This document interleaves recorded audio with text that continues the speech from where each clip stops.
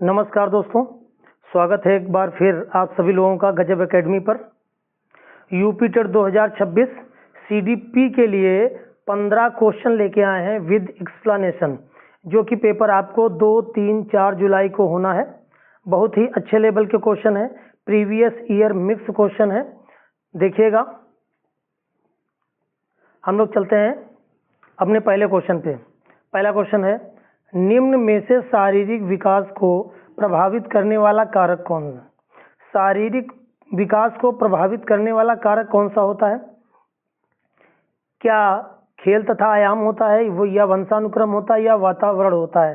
तो शारीरिक विकास के लिए व्यायाम भी जरूरी है और वंशानुक्रम भी जरूरी है, वातावरण भी जरूरी है। तो ऑप्शन नंबर हमारा पहला सही हो जाएगा। इसके बाद next question number second. Question number second है, विचारात्मक चिंतन की चर्चा निम्न में से किसने की? ड्रेवर ने, कि वुडवर्थ ने, कि डीवी ने, कि रास ने? तो इसका सही जवाब क्या हो जाएगा? इसका सही जवाब हो जाएगा डीवी, ऑप्शन सी। डीवी जो है विचारात्मक चिंतन की चर्चा ये करते हैं, क्योंकि ये जो मनोवैज्ञानिक हैं डीवी, इन्होंने विचारात्मक चिंतन को तार्किक चिंतन से भी डिनोट किया है, क्योंकि चिंतन जो है वो सर्वोच्च रूप है। तर्क चिंतन की एक प्रक्रिया है, जैसा कि कहा जाता है जब व्यक्ति के सामने कोई समस्या उत्पन्न होती है तब उसे उसकी खोज करने की आवश्यकता होती है। ऐसी स्थिति में क्या होता है कि तार्किक चिंतन का उदय हो जाता है। तो इसका सही ऑप्शन क्या हो जाएगा? डीवी। क्वेश्चन नंबर थर्ड, आगमनात्मक तर्क के स्तरों में कौन शामिल नहीं है? कल्पना, सामान्यीकरण, अवलोकन, प्रयोग। तो इसका सही जवाब हो जाएगा ए, कल्पना, ये शामिल नहीं है। नेक्स्ट क्वेश्चन, सीखी गई बात को धारण और पुनः स्मरण करने में असफल होना क्या होता है? ये चिंतन होता है कि धारणा होती है या विस्मरण होता है? तो इसका ऑप्शन सी वाला राइट हो जाएगा, ऑप्शन नंबर सी। विस्मरण एक ऐसी मानसिक क्रिया है जिसके कारण हम किसी भी सीखी हुई बात का अनुभव करते हैं, विचार करते हैं और अपनी चेतना में लाने में असमर्थ होते हैं। तो क्या होता है? विस्मरण होता है। इसके बाद क्वेश्चन नंबर 5, निम्न में से शेष से भिन्न है, शेष से भिन्न है क्या? ड्रायमैन परीक्षण या रैवेन का परीक्षण या टीईटी का परीक्षण या 16 पीएफ? तो इसका ऑप्शन बी वाला राइट हो जाएगा, रैवेन का परीक्षण। रैवेन का जो परीक्षण है ये बुद्धि मापन परीक्षण है, बुद्धि मापन परीक्षण होता है। रैवेन का परीक्षण जो है बुद्धिमापन का परीक्षण होता है। डॉक्टर ए मैन परीक्षण जो है ये टीटी और 16 पीएफ व्यक्ति के मापन की वस्तुनिष्ठ कला है। 16 पीएफ वस्तु की एक कला है। इसके बाद क्वेश्चन नंबर 8 देखते हैं हम लोग। क्वेश्चन नंबर 8 कह रहा है, क्वेश्चन नंबर 8, सूझ या अंतर्दृष्टि के सिद्धांत का प्रतिपादन किसने किया था? स्किनर ने, हेगार्टी ने, थॉर्नडाइक ने, गेस्टाल्टवादी मनोविज्ञान। तो गेस्टाल्टवादी मनोवैज्ञानिक कौन है? पिछली वीडियो में हमने बताया था, कोहलर है। कोहलर है गेस्टाल्टवादी मनोवैज्ञानिक, ऑप्शन डी सही हो जाएगा। कोहलर की एक बुक है, बहुत ही फेमस बुक है, उसका नाम है मेंटालिटी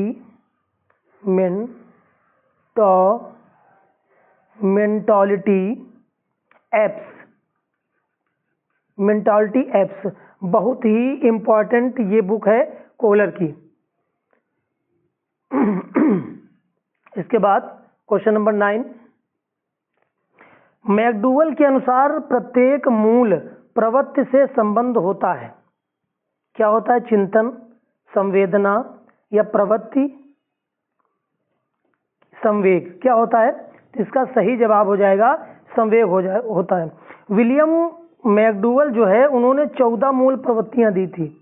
14 मूल प्रवृत्तियां 14 मूल प्रवृत्तियां जो है विलियम मैकडूगल ने दी थी, जो कि संवेग पर निर्धारित।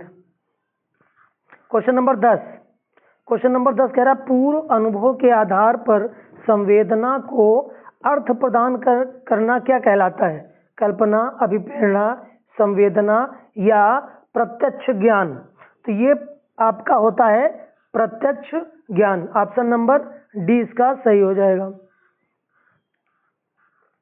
क्वेश्चन नंबर 11 दोस्तों 10 क्वेश्चन कंप्लीट हुए। और अगर आप वीडियो में पहली बार आए हैं और अभी तक आपने सब्सक्राइब नहीं किया है तो आप सब्सक्राइब कर सकते हैं। हम लोग क्वेश्चन नंबर 11 की तरफ चलते हैं। पिछड़े बालकों के लिए शैक्षिक उपलब्धि की अवधारणा किसने दी? सिरिल बर्ट ने दी कि बर्टन हॉल ने दी कि गोडेन ने दी कि सोनेल ने दी? तो इसका सही जवाब हो जाएगा सिरिल बर्ट। ऑप्शन ए सही हो जाएगा। एक पिछड़ा बालक उसे कह सकते हैं कि जो स्कूल के जीवन काल में मध्यकाल में लगभग 10.5 वर्ष की आयु, लगभग 10.5 की आयु जो उसकी होती है, उसमें अपनी कक्षा के नीचे की कक्षा का कार्य नहीं कर सकता है वो।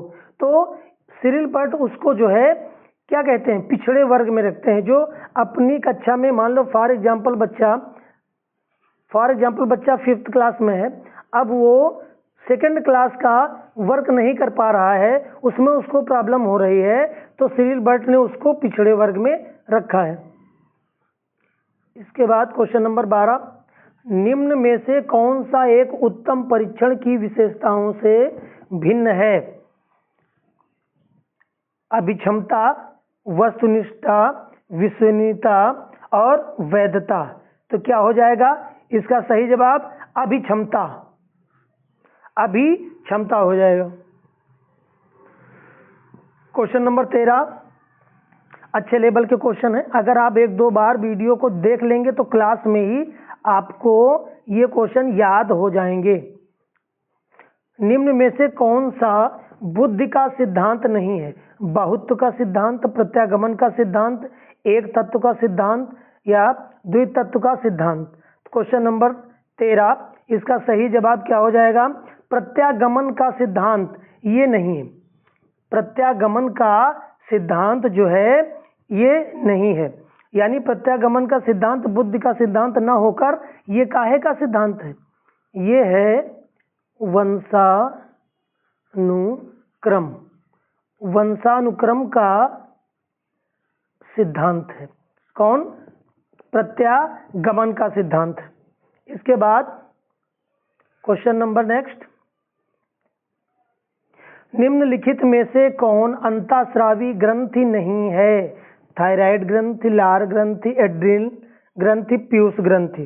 तो आप बता सकते हैं लार ग्रंथि जो है ये अंतःस्रावी ग्रंथि नहीं है। लार ग्रंथि जो है अंतःस्रावी ग्रंथि नहीं है। अंतःस्रावी ग्रंथि आपकी थायराइड हो गई, एड्रिनल ग्रंथि हो गई, पीयूष ग्रंथि हो गई। अंतःस्रावी ग्रंथियों में आपकी जैसे लार ग्रंथियां हो गई और स्वेद ग्रंथियां हो गई,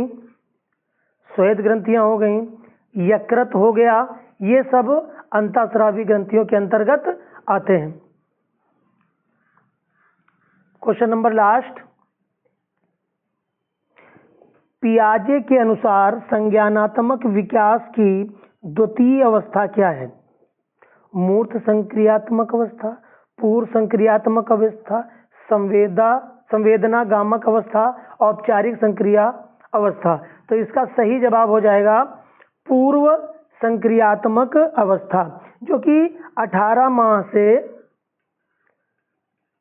माह से 7 वर्ष की एज में बच्चा होता है, इस एज में। तो दोस्तों वीडियो कैसी लगी आप कमेंट करके जरूर बताइएगा और ज़्यादा से ज़्यादा शेयर करिए और चैनल पर अगर पहली बार आए हैं तो चैनल को सब्सक्राइब करिए। बहुत बहुत धन्यवाद। नमस्कार।